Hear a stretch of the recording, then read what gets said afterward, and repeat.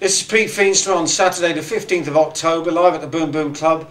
The launch, we're here for the launch of the Dave Jackson debut album, and on my right is the guitar player, founder member, or co-founder member, along with his partner, Janet, Mr. Dave Jackson. Great to have you here, Dave. Great to be here. A lot of things to talk about and let people know about the band. Of course, we're here in slightly adverse circumstances. In fact, it's great because you're headlining the album launch, but Stan Webb was meant to be early on, and family bereavement means he can't be. So it's great to have you here. The band has been going something like 2 years, I believe. This particular lineup, yeah, about 2 years. And you yourself, of course, have been playing in all kinds of exotic locations, from New Orleans to East Africa. Oh yeah. But you finally settled down on this power trio lineup. Was that always your intention? Yes, it was. Yeah. Yeah. I went through a few phases, but we ended up sounding like this all the time. So. And you're a great guitar player with a tone heavily reminiscent of the guy that used to play for Free, Mr. Paul Kossoff. Is he a big influence? Absolutely, yeah.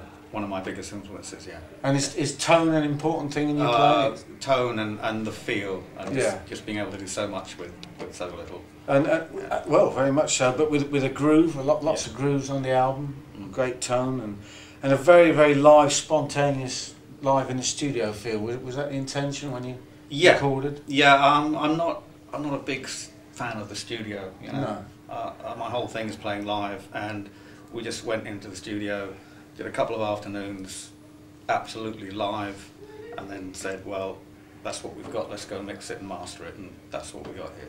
Yeah, and it sounds pretty much what you do live on stage, which is a pretty damn good thing to do. A lot of bands go into the studios and can't replicate what they do live. Yeah. You obviously didn't have that problem. Well, maybe that's all we can do. I don't know. That's good enough. That's what you do.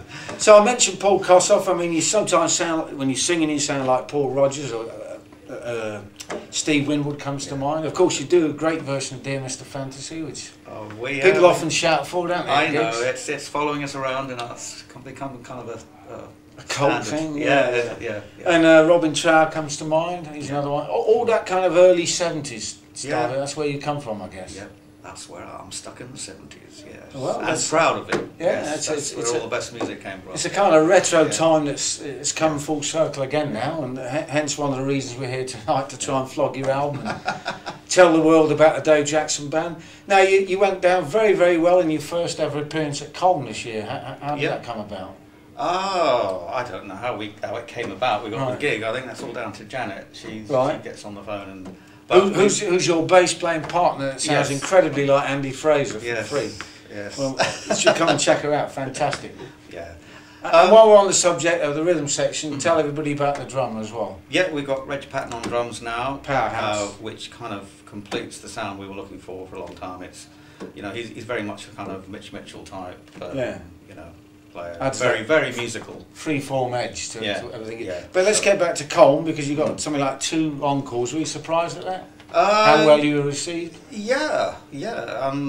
But it was great, and we've been invited back, on the spot. It's like, we'll want you back next year. Yeah.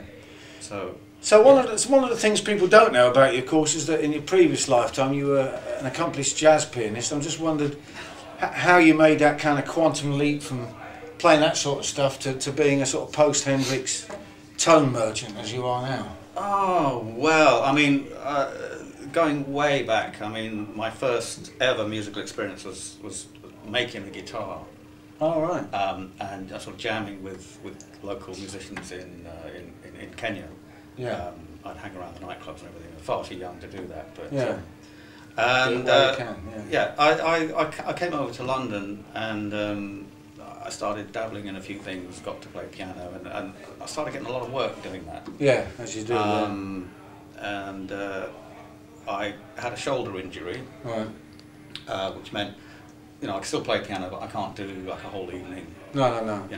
So you've got that repetitive injury syndrome thing. Something like that, yeah. So I went back to the guitar, and I met Jan, and she said, what are you doing?